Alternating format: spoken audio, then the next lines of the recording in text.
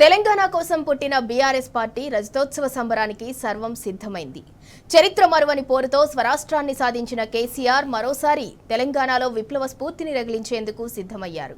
దగాపడిన తెలంగాణ గులాబీ దళపతి కోసం ఎదురు చూస్తున్నది. రాష్ట్రంలో నెలకొన్న పరిస్థితుల నేపథ్యంలో బీఆర్ఎస్ మహాసభకు లక్షలాదిగా జనం పోటెత్తనున్నారు.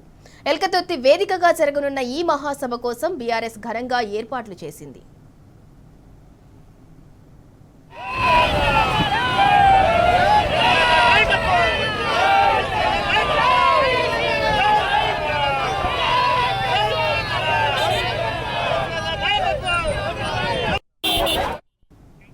స్థానిక రైతులు స్వచ్ఛందంగా ఇచ్చిన 1213 ఎకరాల స్థలంలో తాత్కాలిక ఏర్పాట్లు పూర్తయ్యాయి. ఇందులో 154 ఎకరాల్లో మహాసభ ప్రాంగణం ఏర్పాటు చేశారు. దాదాపు 500 మంది కూర్చునేలా గులాబీ రంగులతో సభా వేదికను తీర్చిదిద్దారు. వేదిక పక్కన కళాకారుల ఆట పాట కోసం ప్రత్యేకంగా స్టేజ్ ఏర్పాటు చేశారు.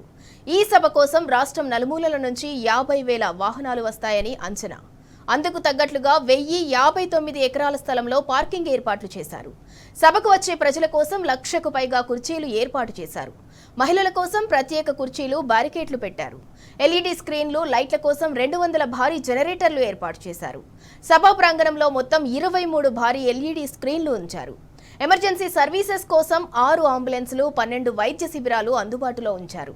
ఇక ఎండల నేపథ్యంలో 10 లక్షల వాటర్ బాటిళ్లు, 10 లక్షల మజ్జిగ ప్యాకెట్లు సిద్ధం చేశారు.